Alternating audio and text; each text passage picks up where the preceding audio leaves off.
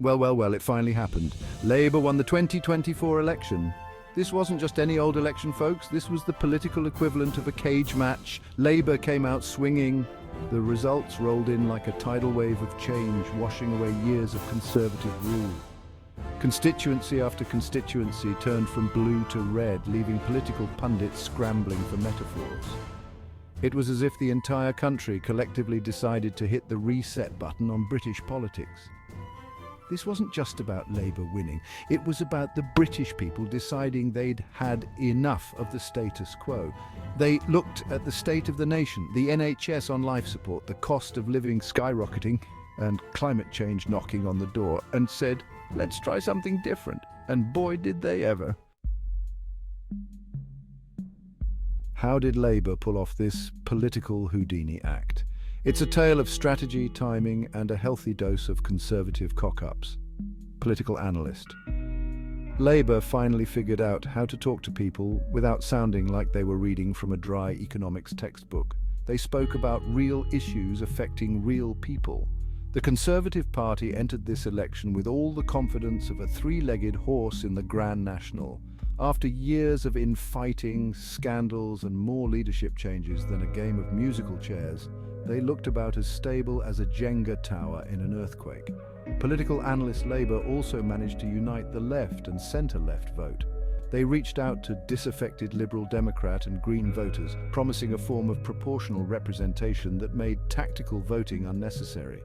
It was like watching a political version of the Avengers assembling, minus the spandex and CGI battles. And it worked. Now, let's talk about the meat and potatoes of Labour's campaign, their policies. Voter first up, the NHS.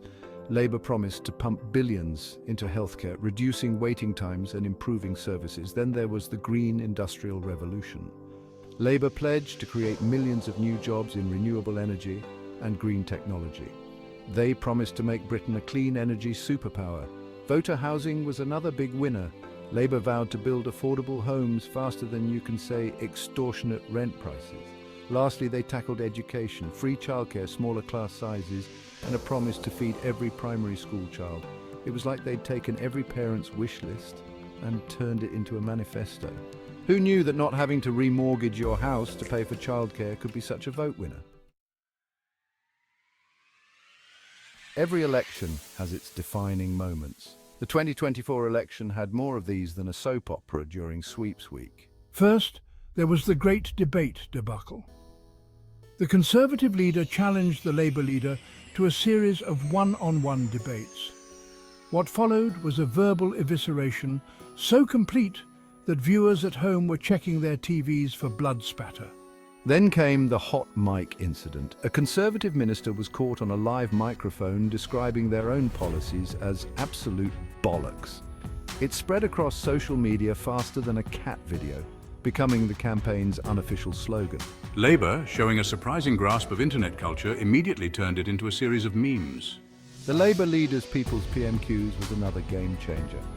Taking questions directly from the public via social media, they managed to appear more in touch with the average Brit than a cup of tea on a rainy day.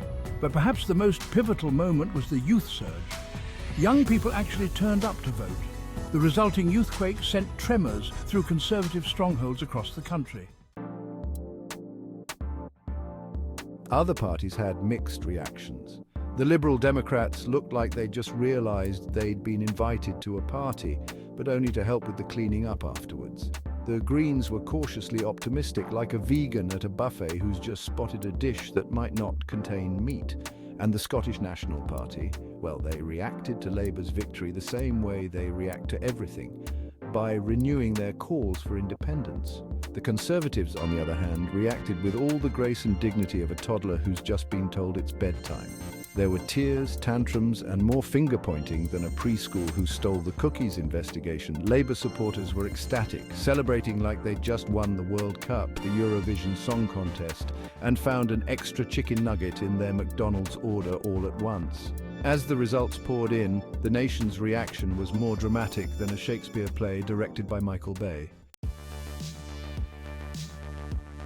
So what does Labour's victory mean for the future of the UK? Strap in, because we're about to embark on a journey more unpredictable than British weather. First off, we can expect some major changes in domestic policy. The NHS might finally get the funding boost it's been crying out for. On the international stage, Britain's relationship with the EU is set for a major overhaul. Labour's promising to rebuild bridges. Climate change is also high on the agenda. Labour's green policies could see Britain become a world leader in renewable energy. But perhaps the most significant change will be in the mood of the nation. Labour's victory feels like a fresh start. Will it be all sunshine and roses from here on out? Probably not, but at least it feels like we're moving forward. Cheers!